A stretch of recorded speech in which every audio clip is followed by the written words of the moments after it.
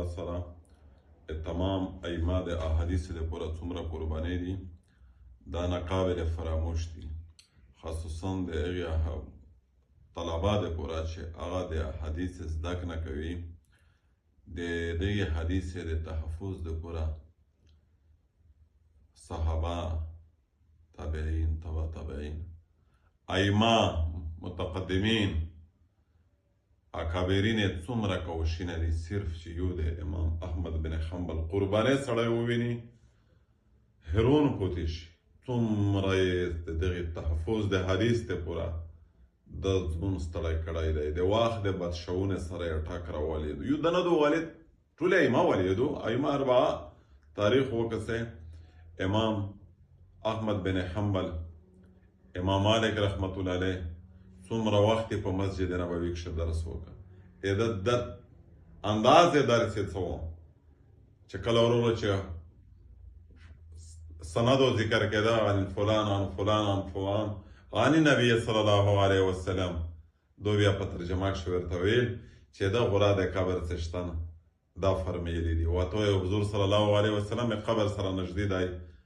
په مسند درس باندې فایز و. داسې نه وي چې حضرت محمد صلی الله علیه وسلم داسې وایي چې دا ورا د قبر څښتن دا فرمیلی دي.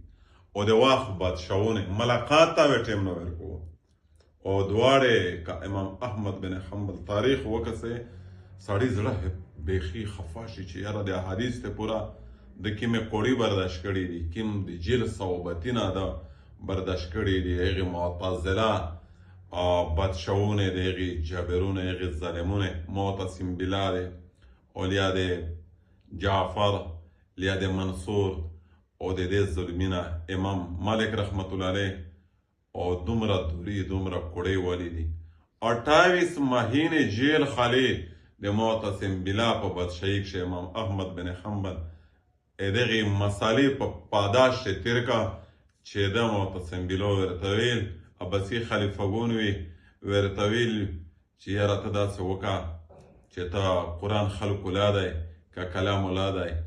نو ده ویله چې کلام الله دی، ده ویله چې نه خلکو الله دی. په دا باندې 28 مهینې جیل کټاو. او داسې نه پر ډی پریز وی 80 دورې وویه، په دوره وي چې یو غټ مثبت غوڅکی ووایه په مځکو څملې، خو امام صاحب ډټه ووه د ایمان د ایمان د طاقت په بنیاد باندې. امام مالک رحمت الله علیه د وخت بادشاه منصور خلیفه جعفر په واسطه سره د مدینې نه گرفتار کړ په دې خبره باندې چې طلاق مکره